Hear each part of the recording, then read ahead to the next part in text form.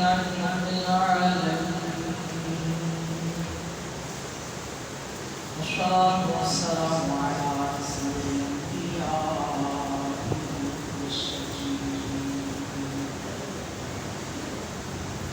أما بعد فأعوذ بالله من الشيطان الرجيم بسم الله الرحمن الرحيم قال الله تبارك وتعالى في القرآن المجيد إذ يغشيكم النعاس أمنة منه وينزل عليكم من السماء ماء ليطهركم به ويذهب عنكم رجز الشيطان وليربط على قلوبكم ويثبت به الأقدام آمنت بالله الله العظيم بلغ العلا بكماله كشف الدجى بجماله حسنت الجميل بإشراقه صلوا عليه وآله فهي الصلاة والسلام عليك يا رسول الله الصلاة والسلام عليك يا حبيب الله الصلاة والسلام عليك يا نبي الله وعلى آلك وأصحابك يا نور الله اللہ تبارک و تعالی کا احسان عظیم ہے کہ آج بار پھر اس نے ہمیں ماہ رمضان کا جمعہ دیکھنا نصیب کیا کہ جس کے متعلق روایتوں میں آتا ہے کہ جس نے ماہ رمضان میں جمعہ پایا اسے چاہیے کہ اللہ سے اپنے لیے دعا کرے کہ خالق کائنات جل جلالہ اس دعا مانگنے والے کی دعا کو رد نہیں فرماتا۔ شوق اور محبت کے ساتھ تو عالم کے تاجدار مکی مدنی سرکار صلی اللہ علیہ وسلم کا ہدیہ بھیجیے کہ ایک نیکی کا ثواب اللہ 70 گنا زیادہ بنا دیتا ہے۔ اللہم صل علی سیدنا محمد وعلی آلہ وصحبہ وسلم۔ اللہ تبارک و تعالی نے قرآن مجید برہان رشید میں اپنے پاک نبی صلی اللہ علیہ وآلہ وسلم کے جہاد کے متعلق ابھی آیت نازل فرمائی۔ آج جمعہ کا دن ہے، 17واں روزہ ہے اور سن 1442 ہجری۔ جمعہ کا دن تھا، 17واں روزہ تھا، سن 2 ہجری۔ مسلمان اور کفار کے درمیان ایک عظیم جنگ ہوئی تھی جس جنگ کا نام غزوہ بدر۔ اسلام اور کفر کی پہلی جنگ تھی کہ جس کے لیے اللہ تبارک و تعالی نے فرمایا یوم الفرقان، یعنی حق اور باطل کے درمیان فرق کرنے والا دن آج ہے۔ یہ کھڑے ہیں، یہ کھوٹے ہیں، یہ اچھے ہیں، یہ برے ہیں، یہ تمیز دینے والا جو دن ہے وہ آج آج ہم رسول اللہ صلی اللہ علیہ وسلم اس وقت مسلمان روزے کی حالت نبی کے نام لینے والے نبی کے جان ساتھ اللہ تبارک و تعالیٰ نے غزوہ بدر کا ذکر قرآن مجید قرآن رشید میں اس طریقے سے فرمایا ہے. خالق کائنات جل جلالہ فرماتا ہے کہ تستغیثون ربکم فاستجاب لکم انی ممدکم بألف من الملائکۃ.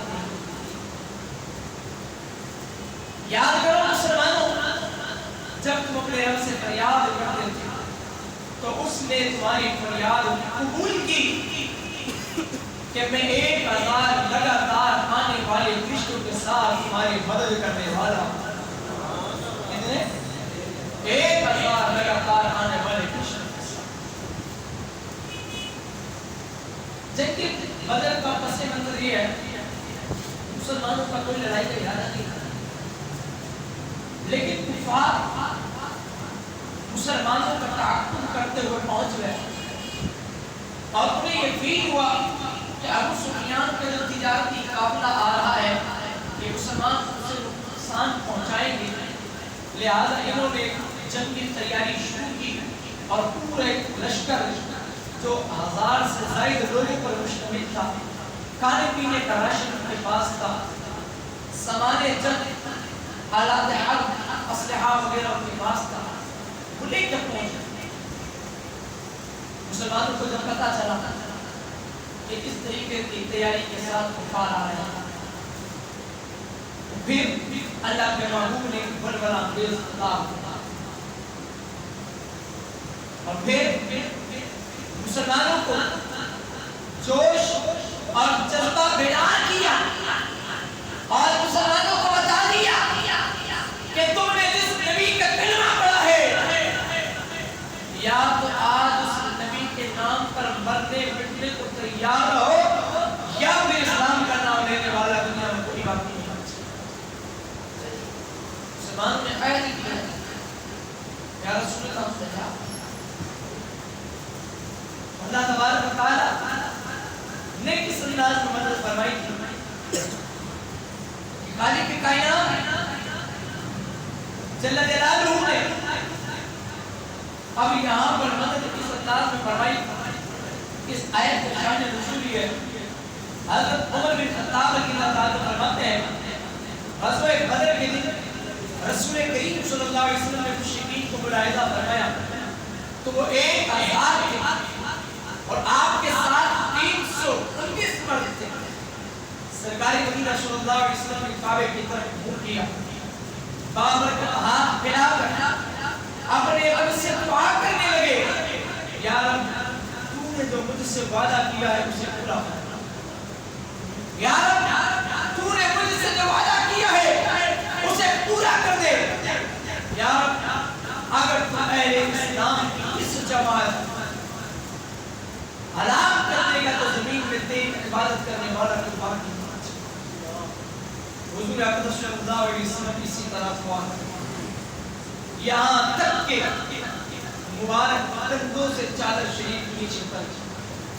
حضرت ابو بکر صدیق رضی اللہ تعالیٰ عنہ حاضر ہوئے اور چادر مبارک کو شان اقدس پر ڈال کر عرض کی، یا نبی اللہ اپنے رب کے ساتھ آپ کی ملاقات کافی ہو، وہ بہت جلد اپنا وعدہ پورا فرمائے.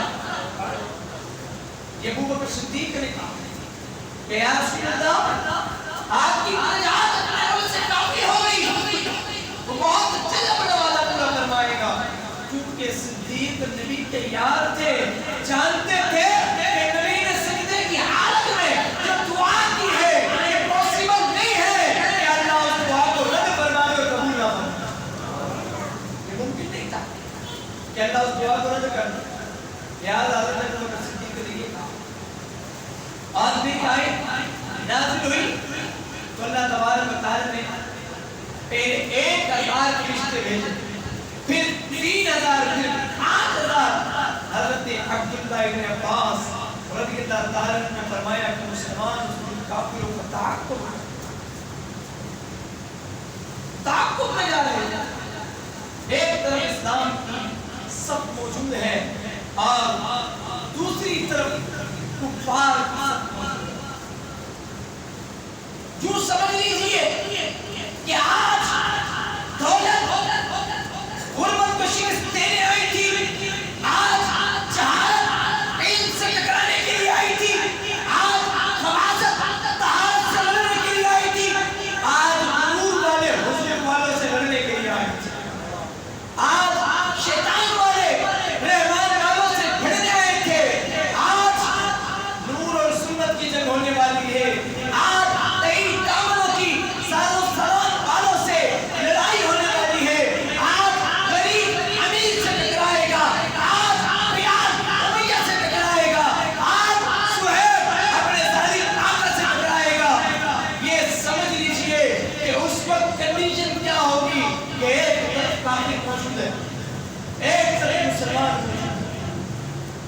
ان کے پاس ہتھیار ہے، ان کے پاس ہتھیار ہے، ان کے پاس گھوڑے نہیں ہیں، تلواریں نہیں ہیں، تیر نہیں ہیں، نیزے نہیں ہیں، بھالے نہیں ہیں، ان کے پاس یہ تمام چیزیں موجود ہیں، گھوڑے بھی ہیں، تیر بھی ہے، تلوار بھی ہے، نیزے بھی ہے، بھالے بھی ہے، راشن بھی ہے، کھانا بھی ہے، پانی بھی ہے، ہر چیز ہے، یہاں تک کہ قرآن مجید قرآن رشید نے بتاتا کہ اس وقت مسلمانوں نے جہاں پڑاؤ ڈالا تھا وہاں زمین ریتی کی تھی، مسلمانوں کے پاؤں زمین کے اندر دستک سے، کافر جہاں کھڑے تھے پانی وہاں پر قرآن کافر جہاں تھے پانی سے پیاس بجھا سکتے ہیں، سیراب ہو سکتے ہیں، لیکن مسلمانوں کے پاس پانی موجود نہیں تھا۔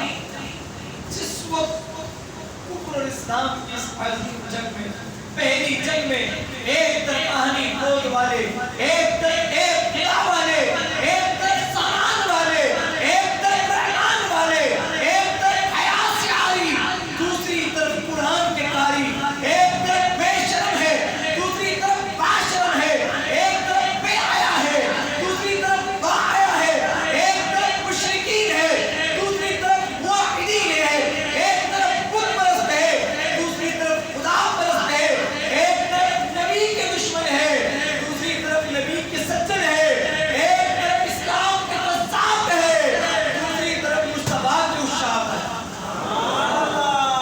ایک طرف اسلام کے قذاب ہے، اسلام میں قدم لگانے والے، اور دوسری طرف نبی کے مصطفیٰ کے عشاق ہے۔ شاعر کی نقشہ کیا چاہے کیا کہ خدا کی قسم بدر کے میدان میں موجود صحابہ نے ہمیں رات بابت والی لوگوں جنگ طاقت سے نہیں لڑی آتی، جنگ سامان سے نہیں لڑی آتی، جنگ تلوار تیر نیزے ریپیٹر کراشن ٹاپ سے نہیں لڑی جاتی، کہا کہ تمہارے پاس ایک ڈبہ موجود نہ ہو لیکن تمہارے پاس جذبہ ایمانی ہونا چاہیے، کیونکہ جنگ جو ہوتی ہے وہ ایمان کی پختگی سے لڑی جاتی ہے۔ جنگ کس سے لڑی جاتی ہے؟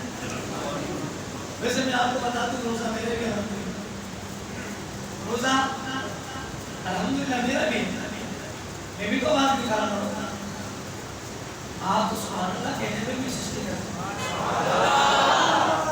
ابھی ہم بات کر رہے ہیں روزے داروں کی، بات کر رہے ہیں بدر والوں کی، بات کر رہے ہیں روزے کی حالت میں تلوار اٹھا کر کافروں سے جنگ کرنے کی، اور ایک کام ہے ہم لوگ کے پیچھے بیٹھ کر ٹھنڈی ہوا کھا رہے ہیں لیکن اللہ کے ذکر کی وجہ سے سبحان اللہ کی سزا بھی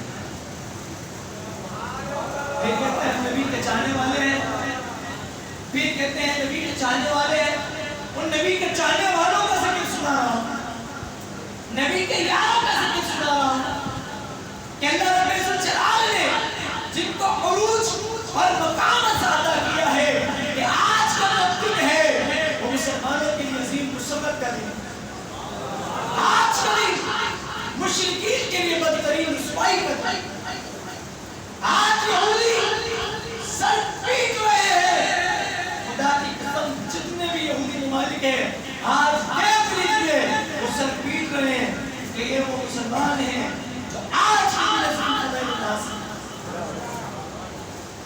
حضور اپنے خدا کے حضور سجدہ شکر آج کرنا بجا رہا ہے. کیوں؟ اس لیے کہ رب نے وعدہ پورا کرنا وعدہ پورا کر دیا. اور کیسا وعدہ پورا کیا؟ کیسا وعدہ پورا کیا؟ قرآن میں کہتا ہے کہ اللہ رب العزت نے پہلے 1,000 رشتے بدل کے میدان دیتا ہے. مسلمانوں کی مدد کے لیے آگے نبی رحمت نے دعا کی. اللہ میں نہیں کہتا کہ ان سب کو بچا لے، مالک میں اتنا عرض کرتا ہوں یہ میری ساری زندگی کی کمائی ہے، یہ 313 میری محنت ہے. اے اللہ اگر آج یہ تمام ختم ہو گئے تو پھر تیرا نام زمین پر لینے والا کوئی باقی نہیں بچے.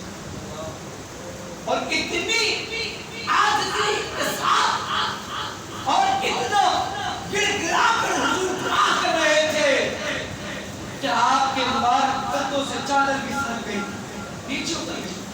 ابو بکر صدیق نے دوبارہ اوپر کہ یا رسول اللہ ہم اپنا وعدہ پورا فرمانا.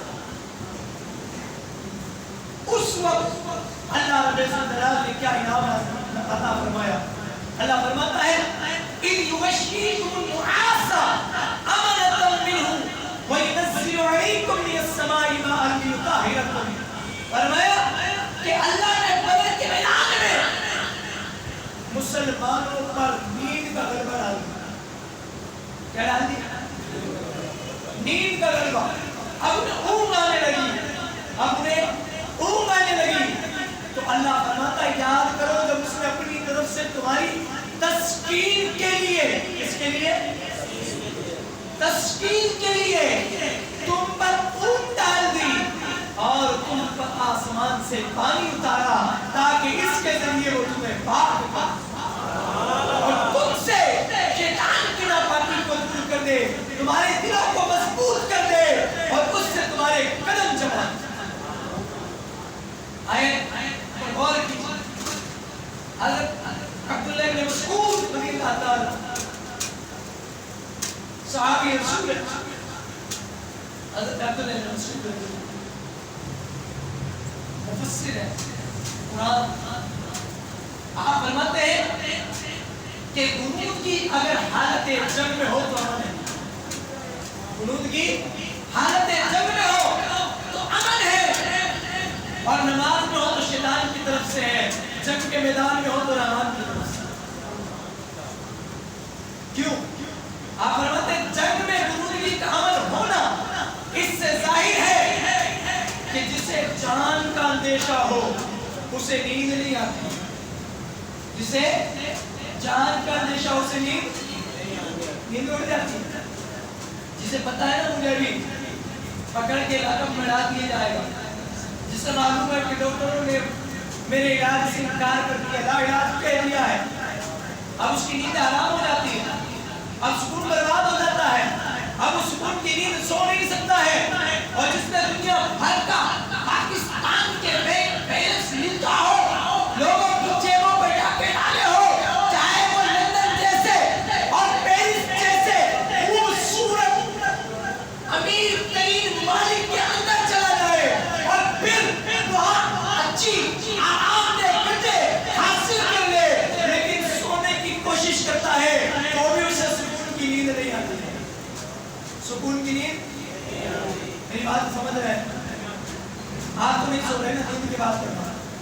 اسے نیند نہیں آتی ہے چاہے وہ لاکھوں نہیں کروڑوں کا اپنا بستر خرید لے، لیکن پھر بھی سکون کی نیند نہیں آتی ہے. لیکن ایک نبی کے عشاق ہوتے ہیں کہ جنگ بدر کا میدان ہے اور بدر کے میدان میں سامنے کفار کھڑے ہیں، تلوار لے کر، تیر لے کر، نیزے لے کر. نبی کے غلاموں پر اللہ نے بھوک ڈال دی ہے. تو عبداللہ بن مسعود صحابی رسول فرماتے ہیں حالت جنگ میں بھوک آ جانا امن کا باعث ہے. مطلب کیا ہے؟ مطلب یہ اتنا لمبا جو سفر کر کے آئے وہ ساری تھکن اس اونگ کی وجہ سے دور ہو گئی.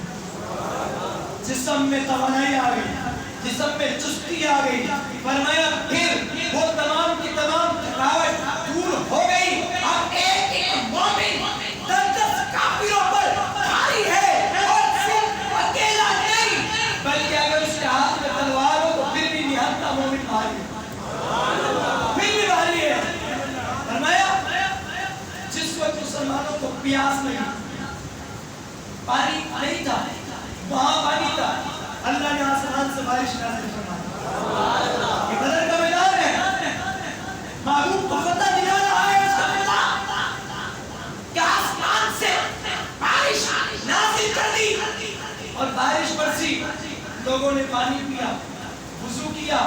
جب بندہ نہاتا ہے، وضو کرتا ہے، فریش ہو جاتا ہے، جسم کی گرمی دور ہو جاتی ہے، وہ فریش ہو جاتا ہے، اپنے آپ میں اچھا فیل کر رہا ہوتا ہے۔ صحابہ کرام نے وضو کیا، فریش ہو گئے، پانی پیا، تازہ دم ہو گئے۔ اس کے بعد جب وہ بارش برسی تھی، مسلمانوں کے پاؤں دھس رہے تھے ریتیلی زمین کی وجہ سے، لیکن جب بارش برسی تو مٹی اس میں برابر ہو گئی، مٹی برابر ہو گئی، اب پانی میں پاؤں اس میں نہیں دھستے ہیں۔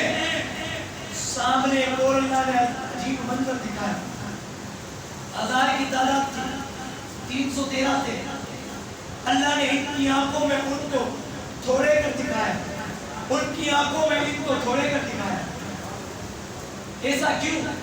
مفسرین فرماتے ہیں ایسا اس لیے کیا کہ خالق کائنات جل جلالہ نے مسلمانوں کو کفار کی تعداد کم اس لیے دکھائی تاکہ مسلمانوں کا حوصلہ مزید پیدا ہو۔ یہ کہے اچھا یہ مٹھی پر کافر، ان کو تو ہم ایسے چٹکی میں مسل دیں گے، ایسے مسل دیں گے، اور کافروں کو مومنوں کی تعداد تھوڑی یوں دکھائی، فرمایا اس لیے کہ وہ بھاگ نہ گئے کہ اتنے مومن نہیں، بلکہ وہ میدان جنگ میں رہے اور ان کو شکست کا سامنا کرنا پڑے، اور پتا چلے کہ جنہیں ہم اتنے سے سمجھ رہے تھے وہ اتنے سے ہونے کے باوجود ہم پر بہت بھاری، اتنے سے ہونے کے باوجود ہم پر بہت بھاری تھے۔ اللہ رب العزت چلا لے مسلمانوں کو یہ عظیم فتح نصیب فرمائی۔ اور اب عبداللہ ابن عباس فرماتے ہیں کہ جب حضرت عبداللہ ابن عباس فرماتے ہیں جب کوئی مومن کافر کو مارنے کے لیے اپنی تلوار لے کر آگے نکلتا اور اس کے پاس چاہتا، فرماتے ایک آواز آتی، اقدم یا حیزون، اقدم یا حیزون، یہ آواز آتی اور اس کافر کا سر تن سے جدا ہو کر کشتی کی زمین پہ گر جاتا۔ توجہ ہے آپ؟ جی توجہ ہے آپ؟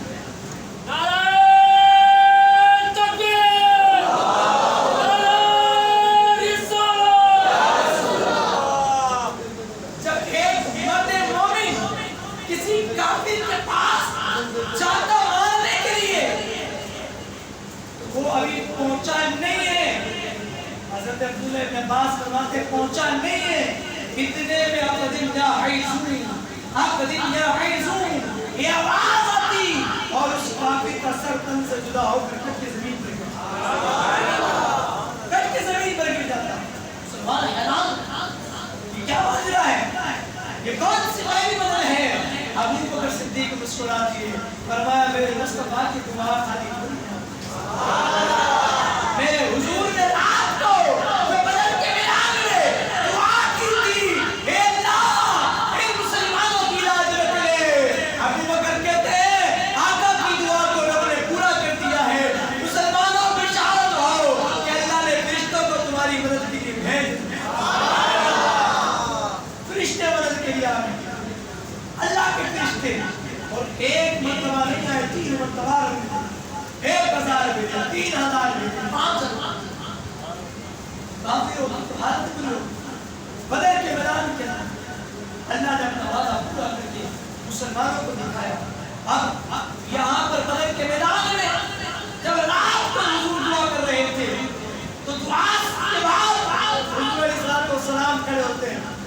सजदे की हालत में दुआ की, खड़े होते हैं और उसके बाद बदर के मैदान में तशरीफ ले गए। हुजूर अलैहिस्सलाम के हाथ में छड़ी है, हुजूर नक्शा खींचते हैं, लकीर खींचते हैं, फरमाते यहाँ सुबह को अबू जहल बनेगा, यहाँ उतबा बनेगा, यहाँ शेरा बनेगा। और जैसे हुजूर ने फरमाया, रावी कहते हैं खुदा की कसम सुबह को जंग हुई, अबू जहल अपने कमांडरों के बीच में छुपा हुआ था, अपने साथियों के बीच में छुपा हुआ था। मुसलमानों के दो बच्चे, एक का नाम मुआज था, एक का नाम मोहम्मद था, दो छोटे नन्हे बच्चे, एक की उम्र 9 साल है, एक की उम्र 4 साल है, दोनों हाथ के अंदर तलवार ले रहे हैं, तलवार नहीं उठा पा रहे हैं। फिर कहते हैं कि हे चचा अब्दुल रहमान, हमें बताइए अबू जहल कौन है, तुम क्या करोगे? कहा कि हमने सुना है वो मुस्तफा को गालियां देता, हमने सुना है कि हुजूर की शान में गुस्ताखी करता है, कसम खाई है मर जाएंगे या मार देंगे। नारी को सुना है गालियां देता है वो महबूबे वाली। फिर हजरत अब्दुल रहमान रज़ियल्लाहु ताला ने बता दिया वो सामने जो काफिरों के कमांडरों के बीच में वो शख्स है, वो एक सरदार अबू जहल है। लोग उसकी तरफ भागते हैं और किसी खौफ और खतरे को महसूस किए बगैर भागते हैं और जाकर उस पर वार शुरू कर देते हैं, वार आप पर वार करते हैं। लेकिन हजरत मुआज, हजरत मोहम्मद दोनों भाई लड़ते रहे, एक का हाथ लटक गया तलवार के वार से, पांव के नीचे हाथ लिया और जुदा करके दूर कर दिया। कहा ए हाथ, मुझे मकाम शहादत में क्यों रुकावट बनता है, मकाम शहादत हासिल करने में क्यों रुकावट बनता है, और उस हाथ को दूर कर दिया।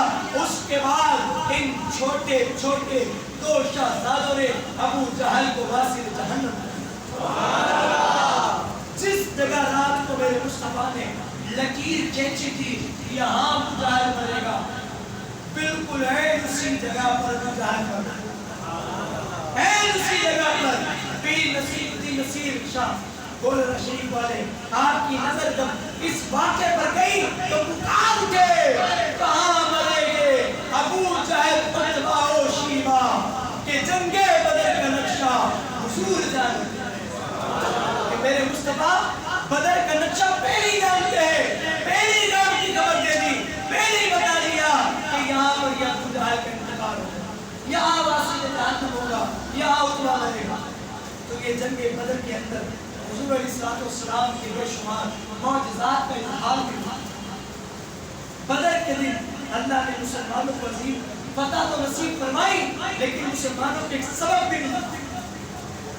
सबक क्या मिलता है कि जब बदर के कैदियों को लाया गया, मुसलमान 14 शहीद हुए बदर के मैदान में, 70 कुफ़ार कत्ल हुए और 70 कुफ़ार जो है वो कैदी बनाकर लाए गए। जब ये कैदी बनाकर सहाबा किराम हुजूर अलैहिस्सलाम के पास इन्हें लेकर आए तो मदीने में हुजूर अलैहिस्सलाम की अदालत में पेश किए गए। सरवर आलम सल्लल्लाहु अलैहि वसल्लम ने कैदियों की किस्मत का फैसला करने से पहले अपने वजीरों से, मशीरों से मशवरा किया कि इनके साथ क्या सलूक किया जाए, क्या किया जाए। मस्जिद नबवी में असेंबली हॉल था, मस्जिद नबवी में चीफ जस्टिस का ऑफिस था, मस्जिद नबवी में स्टेट गेस्ट हाउस था, मस्जिद नबवी में इबादत और रियासत का मरकज था, मस्जिद नबवी में अनवारात खुदाबंदी का मरकज था, मस्जिद नबवी में पूरी दुनिया के लिए हिदायत का मरकज था, मस्जिद नबवी में जिब्राइल की आमद और रफ्त मरकज था, और मस्जिद नबवी में वो तमाम खूबियां और महासिन थे जो आखिरी नबी सल्लल्लाहु अलैहि वसल्लम के लिए अल्लाह की तरफ से अता की गई थी। इस मस्जिद नबवी में बदर के कैदियों को रख दिया गया, वहां कैद कर दिया गया। इनको कैद करके सजा देना मकसूद न था, कैद करके सजा देना मकसूद न था। आप तवज्जो कीजिएगा कि इनको कैद करके सजा देना मकसूद न था, कैद करके खुदा की तौहीद बतलाना मकसूद न था, इनको कैद करके मुस्तफा देना मकसूद مقصود تھا.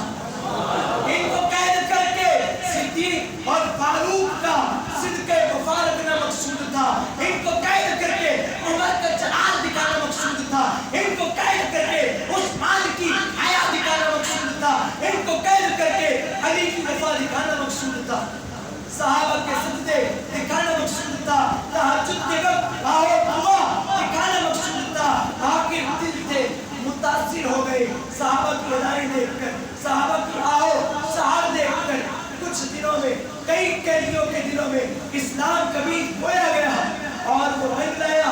حضور کے قدموں میں گرے, کلمہ پڑھ کے مسلمان ہو. قیدی تھے, ظلم نہیں کیا. قیدی تھے, فوراً سزا نہیں دی, قید میں رکھا اور دکھا دیا کہ نبی کے عشاق نبی کے ساتھ کس طرح پیش آتے ہیں. جب یہ دکھایا, انہوں نے آنکھوں سے دیکھا تو جس طریقے سے صلح حدیبیہ کے موقع پر عروہ بن مسعود الثقفی نے بزبان حق یہ کہا کہ خدا کی قسم میں نے قیصر و کسریٰ کے دربار میں گیا, کسی بادشاہ کی اتنی عزت نہیں دیکھی جتنی عزت محمد کی, اصحاب محمد کا. کب کیا کرتے ہیں, جب وضو کے لیے پانی چہرے پر ڈالتے ہیں تو ان کے ساتھی ہاتھ نیچے لے گئے پانی ہاتھوں میں لے لیتے ہیں, اپنے چہرے پر مل لیا. جن کے ہاتھوں کو پانی مل جاتا ہے چہرے پہ لگا لیتے ہیں, جن کو نہیں ملتا اپنے بھائی کے ہاتھ سے ہاتھ لگاتے ہیں اور وہ چہرے پر لگاتے ہیں.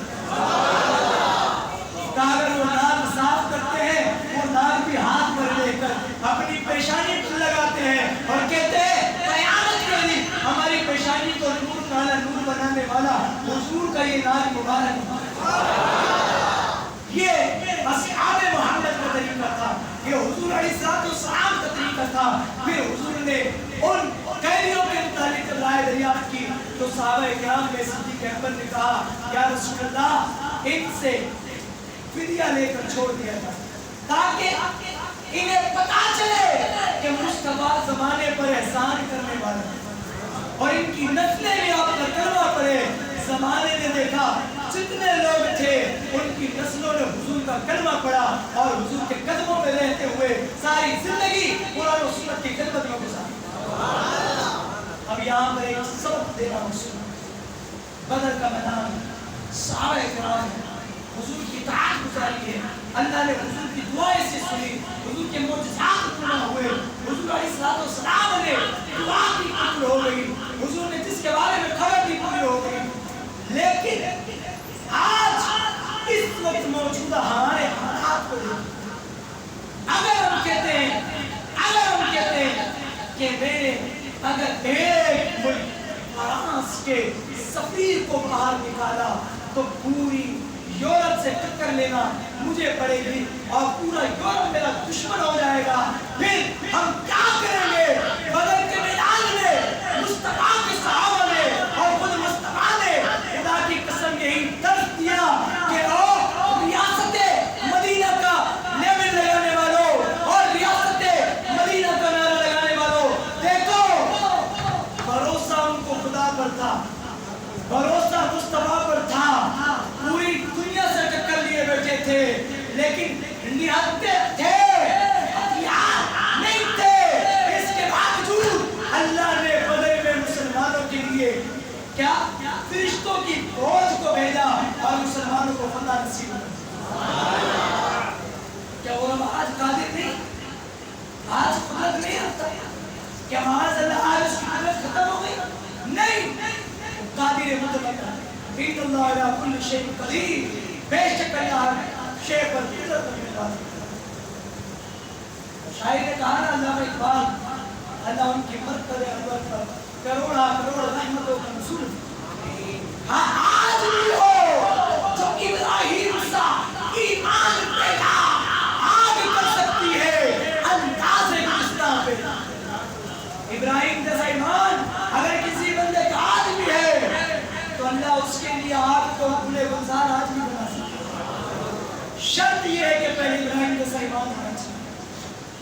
لہذا ہمارے لیے سبب ہے کہ نبی کے یاروں نے کبھی بھی تلواروں پہ، تیروں پہ، نیزوں پہ، ایٹم بم پہ بھروسہ نہیں کیا، ہمیشہ اللہ اور مصطفیٰ پر توکل کیا، اور اللہ اور مصطفیٰ کو تجھے ہمیشہ کامیابی کے زینے دے کرتے چلے گئے۔